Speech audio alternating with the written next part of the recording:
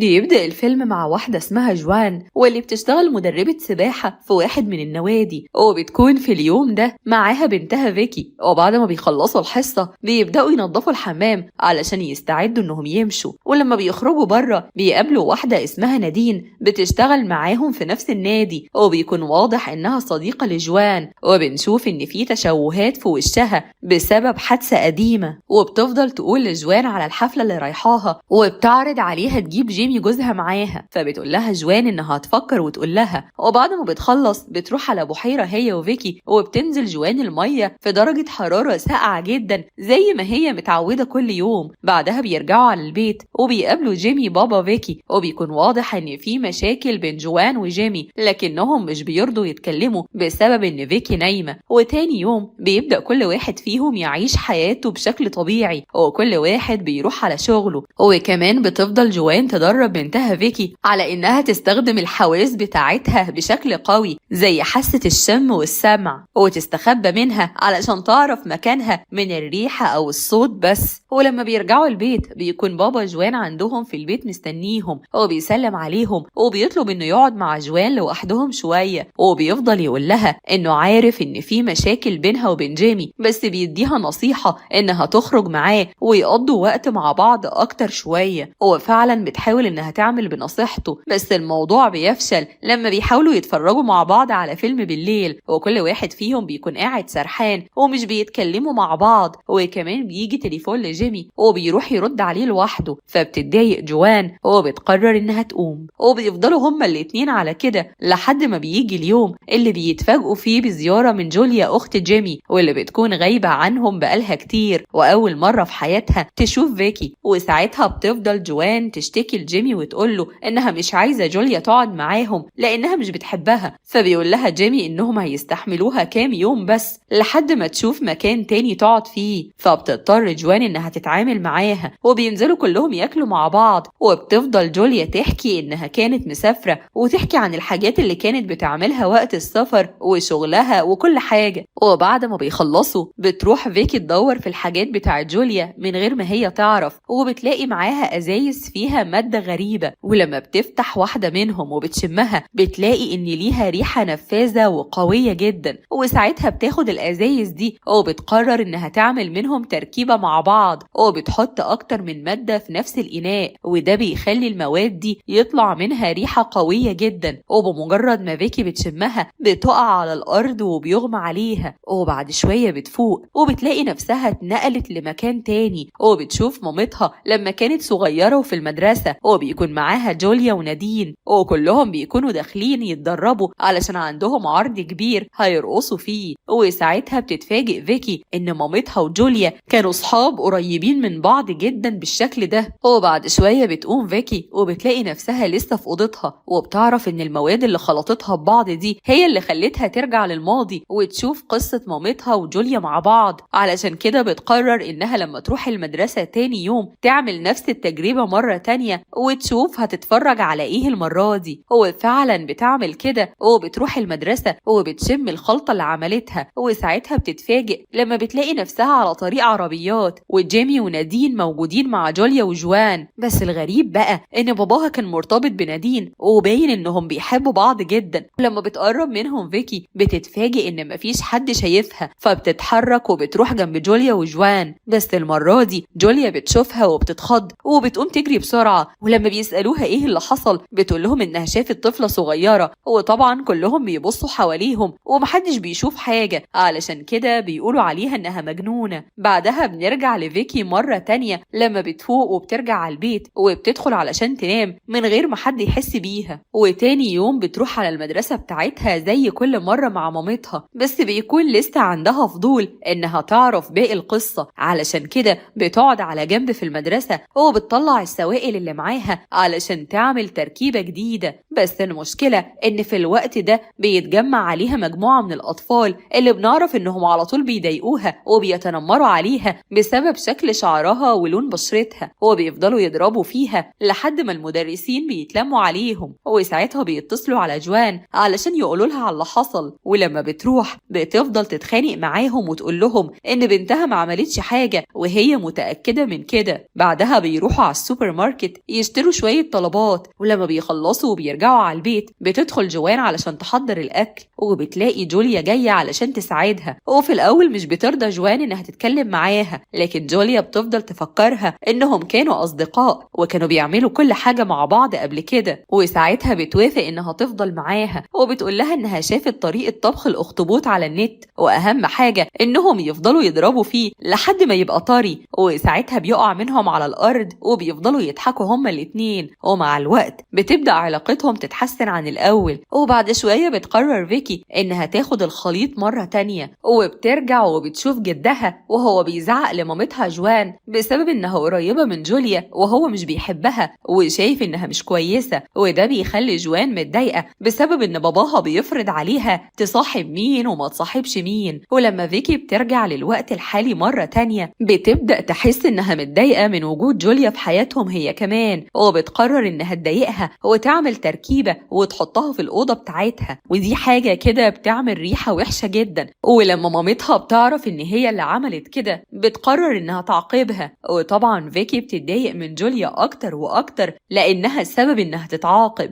وبعد شوية بنشوف جوليا وهي رايحة مع جوان على البحيرة، وبتفضل تسألها ليه بتحب تنزل المية في الجو الساقع جدا ده، فبتقول لها لأن دي هواية عندي من وأنا صغيرة. وبتعرفها إنها بتحافظ على حرارة جسمها بإنها بتدهن نفسها بكريم في مادة معينة بتحافظ على حرارة الجسم، لأنها لو فضلت في البحيرة دي أكتر من 20 دقيقة ممكن تتجمد وتموت. هو فعلا بتنزل المية، ولما بتخرج بتكون جوليا مستنياها علشان تطمن إنها كويسة. وبنشوف إن فيكي بتتفرج عليهم من بعيد ومراقباهم. وبعد شوية بتقرر فيكي إنها تاخد التركيبة مرة تانية، والمرة دي بتشوف مامتها جوان على حمام السباحة، ونادين بتيجي من وراها وبتضربها وبتوقعها في المية، وبتفضل تقول لها انت اخدتي مني حب حياتي وانت عارفة اني بحب جيمي وبالرغم من كده اتجوزتيه. فبتقول لها جوان ان الموضوع مش زي ما هي فاهمة وانها عايزة تشرح لها الموضوع حصل ازاي، لكن نادين بتكون رافضة انها تسمع منها اي حاجة وبتقول لها انها مش عايزة تعرفها تاني. فبتفضل جوان تقول لها تديها فرصة تتكلم معاها، بس نادين بتكون رافضة انها تتكلم في الموضوع ده خالص. وفي الوقت الحالي بنشوف جوان وجوليا وهم سهرانين مع جيمي في مكان، وبيفضلوا كلهم يشربوا لحد ما جوان بتفقد السيطرة على نفسها وبتقرر انها تطلع تغني على المسرح، وبيكون شكلها محرج جدا والناس كلها بتضحك عليها. ولما بيرجعوا البيت بيفضل جيمي يتكلم معاها ويقول لها انه عايزها تبقى طبيعية وما يكونش فيه عندها اي حاجة تخلي بنتهم محرجة في يوم من الايام. وساعتها بتنفجر فيه وبتفضل تصرخ وبتقوله انها طبيعية وبتعيش الحياة، لكن هو اللي مقفل على كل حاجة ومش مدي نفسه فرصة انه يعيش حياته بشكل طبيعي. وبتفضل تشتمه بطريقة بتخليه متضايق منها، وبيقرر انه يطردها بره الأوضة ويقفل على نفسه. وهي بتفضل تخبط على الباب وتعتذر له وتقوله انها اسفة وما كانتش تقصد، بس جيمي بيرفض انه يتكلم معاها. وتاني يوم الصبح بتنزل فيكي على السلم وبتفضل تنادي على مامتها وهي بتصرخ لان العصفور بتاعها مات، وبتفضل تقول لها انها مش عارفة ازاي ده حصل، بس هي متأكدة ان جوليا هي السبب في كل ده لان من وقت ما ظهرت وحياتهم بدأ يحصل فيها حاجات غريبة. فبتحضنها جوان وبتقول لها ان جوليا ملهاش ذنب في اي حاجة وهي طول عمرها مظلومة ومحدش فاهمها كويس. بس بعد شوية بتشوف فيكي ان جوليا لمت الشنط بتاعتها وقررت انها تمشي، ودي حاجة بتخليها فرحانة جدا وبتبدأ ترجع تعيش حياتها بشكل طبيعي مع مامتها. وبتفطر في المطبخ وهي بتتكلم معاها زي ما طول عمرها متعودة، وبتستعد انها تروح المدرسة بتاعتها. ولما بتخلص بتروح مع مامتها تدريب السباحة وبيرجعوا يعيشوا زي ما كانوا عايشين قبل جوليا. وفعلا بتروح على المدرسة وبتاخد التركيبة بتاعتها مرة تانية، وهناك بتشوف الحفلة اللي كانت مامتها ونادين وجوليا بيحضروا ليها. وجوان ونادين بيكون واضح عليهم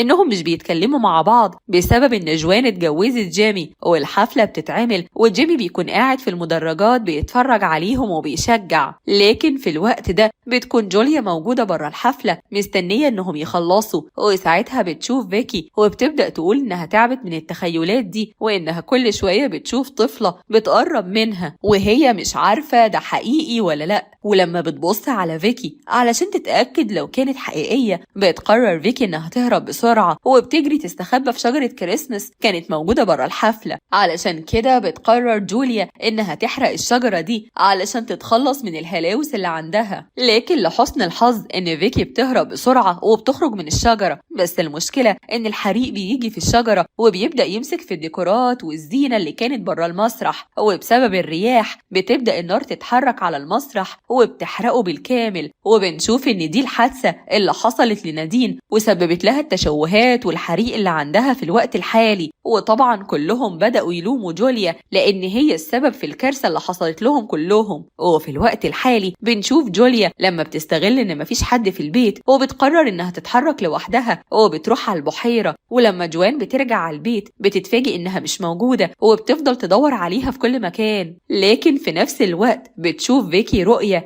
إن جوليا عند البحيرة وبتنتحر، فبتجري فيكي بسرعة وبتقابل جوان وبتقول لها إن جوليا عند البحيرة ولازم يلحقوها. وفعلا بيجروا هما الاتنين بأقصى سرعتهم وبيلاقوا جوليا عند البحيرة ومش بتتحرك، فبينزلوا بسرعة علشان يطمنوا وبيشوفوا إنها متجمدة. ولما بتقيس لها جوان النبض بتعرف إنها لسه عايشة، علشان كده بتقول لفيكي يحضنوها هما الاتنين علشان تتدفى شوية وحرارة جسمها ترجع. فبتسألها فيكي لو كانت الطريقة دي ممكن تجيب نتيجة، فبتقول لها جوان إن الحضن ممكن يجيب نتيجة لحاجات كتير. وفعلا بيعملوا كده هما الاتنين. بتقرر جوان إنها تتصل على جيمي وبتطلب منه يساعدهم وبتعرفه إن جوليا بتموت. وفعلا بيوصل لها بسرعة هو وفريق الإنقاذ. ولما بتركب جوليا عربية الإسعاف بيطلب جيمي من جوان إن هي اللي تركب العربية مع جوليا لأنها صديقتها المقربة. وبعد شوية بتفوق جوليا وبتبدأ تتحسن وبتقرر إنها ترجع تعيش مع جوان وجيمي وفيكي ويعيشوا كلهم كأسرة واحدة. والفيلم ده بيكون من الأفلام المرشحة لجائزة مهرجان كان لسنة 2022. وبكده بيكون خلص فيلم النهاردة.